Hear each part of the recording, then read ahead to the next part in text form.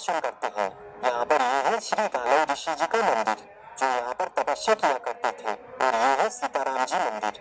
इस मंदिर में श्री राम जी, माता सीता और एक गुफा में हनुमान जी की मूर्ति स्थापित है। और इस मंदिर के ठीक सामने श्री ज्ञान गोपाल जी मंदिर है। इन मंदिरों में आकर भी आप दर्शन जरूर करें। गलता जी जाकर आप उसके बाद अमरगढ़ लेपर्ड रिजर्व में भी घूमने जा सकते हैं, जो इसी रास्ते में आता है। अभी हम श्री निवास के बालाजी मंदिर में, जो इसी रास्ते में आता है। यहाँ आकर आप हनुमान जी के दर्शन करके थोड़ी देर शांत वातावरण में बैठ सकते हैं। अभी हम पहुँच गए हैं घाट के बालाजी मंदिर में, जो अभी हम गलता जी वाले रास्ते में ही है। ये मंदिर भी काफी बड़ा और डूंगरी पर स्थित है और काफी दिव्य मंदिर है, तो यहाँ आ सकते हैं। अब हम जयपुर रानी बाग, ये एक खूबसूरत गार्डन पैलेस है, जो आगरा रोड के पास में ही बना हुआ है। जयपुर में ऐसे तो कई बाग बगीचे हैं, लेकिन कुछ बाग बगीचे जिन्हें खास तौर पर राजा महाराजाओं ने अपनी रानियों के लिए बनवाया है, उनकी सुंदरता सामान्य बगीचों से ज्यादा है। ऐसा ही ये बाग है सिसोदिया रानी का बाग, जो अरावली श्रृंखला की पहाड़ियों में स्थित है। इस गार्डन की खूबसूरती ऐसी है कि इसे देखने के बाद आपको इस पर यकीन हो जाएगा। उदयपुर की रानी चंद्रकुंवर सिसोदिया के नाम पर बने इस बाग का निर्माण 1728 में सवाई जयसिंह जी ने करवाया था। ये गार्डन प्यार की एक अनोखी मिसाल पेश करता है। दरअसल जयपुर की महारानी चंद्रकुंवर सिसोदिया को प्रकृति से विशेष प्रेम था। वह अक्सर अपने खाली समय में प्रकृति की गोद में आराम करती थी। प्रकृति के प्रति उनके विशेष प्रेम को देखकर राजा सवाई जयसिंह जी ने इस बाग का निर्माण करवाया, जिसका नाम सिसोदिया रानी बाग रखा। ये बगीचा न सिर्फ राजा रानी बल्कि राधा कृष्ण के प्रेम का भी प्रतीक है। आसपास की पहाड़ियों के बीच स्थित ये बाग अपनी सुंदरता और संरचना के कारण एक मोस्ट फेमस टूरिस्ट प्लेस है।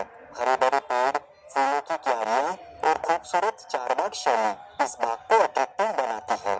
सिसोदिया रानी का बाग एक्सप्लोर करके लंच करने के बाद आप आ जाओ गढ़गौमाला पर स्थित देश का ये एकमात्र ऐसा मंदिर है जहाँ बिना सूंड वाले गणेश जी की प्रतिमा है।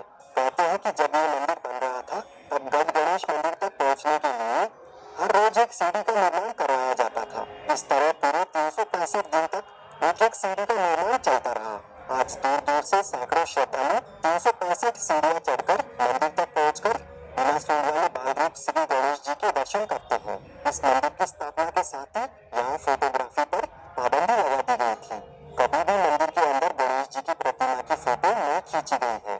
यहाँ से अब हम आ गए हैं वोट करने के लिए। ये जगह गढ़ गणेश मंदिर के पास में और नए शहर की भीड़ भाड़ से थोड़ी दूर है। गेटो यानी कि गए का ठोर ठिकाना, मतलब जो इस दुनिया से अब जा चुके हैं। जयपुर के फाउंडर सवाई जयसिंह जी से लेकर सवाई भवानी सिंह जी, जिनका निधन 2011 में हुआ था।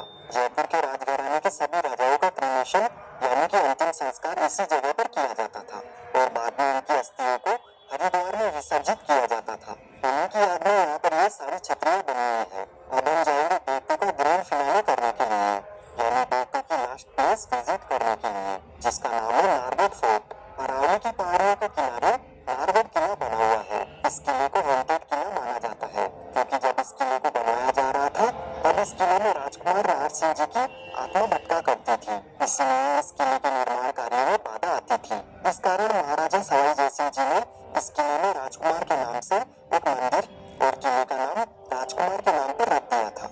उसके बाद इस किले का निर्माण कार्य अच्छे से हुआ। किले के प्रवेश द्वार से अंदर आते ही आप माधवेंद्र भवन में पहुंच जाते हैं। साल 1734 में जयपुर के संस्थापक कहे जाने वाले महाराजा सवाई जयसिंह जी ने नारगढ़ किले को बनवाया था और लगभग साल 1868 के आसपास ये बनकर तैयार हुआ था। कहते हैं कि राजस्थान का ये एकमात्र ऐसा फोर्ट है जहाँ कभी भी हमला नहीं हुआ है। इस महल में रानियों के लिए लगभग 12 खास और अद्भुत कमरे बनाए गए हैं। दीवारों पर अलग अलग चित्र और लाल बलुआ पत्थर से निर्मित इस फोर्ट को जयपुर में सबसे सुरक्षित फोर्ट माना जाता था। इस किले को 1857 के विद्रोह के दौरान यूरोपियन लोगों के पनाहगाह के रूप में भी जाना जाता है। नारगढ़ किला ऊंचाई पर स्थित होने के कारण माधवेंद्र भवन के छत से आपको जयपुर शहर का बहुत ही खूबसूरत नजारा दिखाई देता है। टूरिस्ट के अलावा ये किला बॉलीवुड फिल्मों की शूटिंग के लिए भी काफी मशहूर है। यहाँ पर आमिर खान स्टारर फिल्म रंग बसंती की शूटिंग भी हुई थी। इसके बाद से ये किला लोगों के बीच ज्यादा मशहूर हो गया था। बाद में लेट सुशांत सिंह राजपूत भी अपनी फिल्म शुद्ध देसी रोमांस के लिए यहाँ शूटिंग कर चुके हैं। यहाँ पर दिन ढलने के साथ ही नारगढ़ किले का नया स्वरूप हमें देखने को मिलता है। यहाँ पर एक एक सनसेट पॉइंट भी है जहाँ से आप सनसेट का शानदार व्यू देख सकते हैं। यहाँ एक तरफ आप फ्री में सनसेट देख सकते हैं और दूसरी ओर 100 रुपीज पर पर्सन देकर लाइव म्यूजिक के साथ में सनसेट का व्यू एंजॉय कर सकते हैं। और वही फ्री में तो आपको पता ही है क्या होता है। खैर आप देखिए जयपुर का ये शानदार व्यू और इसी के साथ हमारा डे तो पूरा होता है। आज जो आखिरी दिन है और आइकॉनिक लैंडमार्क्स घूमेंगे, चहल पहल वाले बाजारों में खो जाएंगे और डे 3 का ग्रैंड एंड करेंगे एक शानदार नजारे के साथ।